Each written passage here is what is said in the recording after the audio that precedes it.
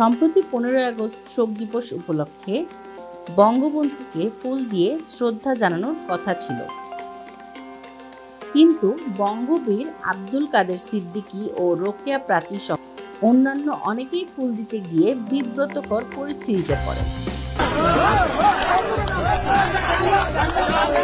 যমুনা টেলিভিশনের একটি সাক্ষাৎকারে ছাত্র ও জনতা সমন্বয়ক হাসনাতকে লুঙ্গি ড্যান্সে গান সম্পর্কে জিজ্ঞাসা করলে তিনি উত্তরে বলেন, কিন্তু ছিল এখন এই ফেসিস সুবিধাভোগীর যে অংশটি রয়েছে তারা কিন্তু আমাদেরকে বিভিন্নভাবে বিতর্কিত করার জন্য সবসময় চেষ্টা করেছে।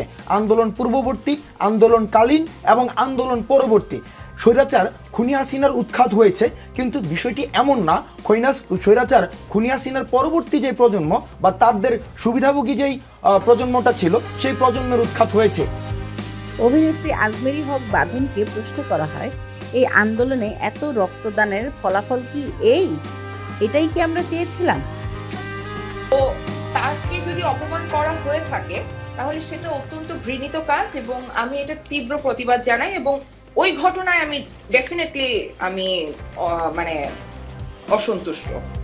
জি, থেকে আমি যদি বলি আমাকে মাঝে মাঝে প্যানিক করে, বাট এখন আসলে এটা এত বেশি করে ফেলেছেন যে এখন আর প্যানিক করছে না। আমি এরকম সম্ভাবনা এখন দেখছি না, বাট মাঝে কিছুদিন আমি ভয় পেয়েছি।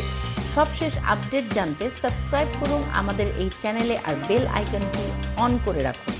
ধন্যবাদ পুরো ভিডিওটি দেখার জন্য, আর আপনাদের মন্তব্য আমাদেরকে উৎসাহ জাগায়।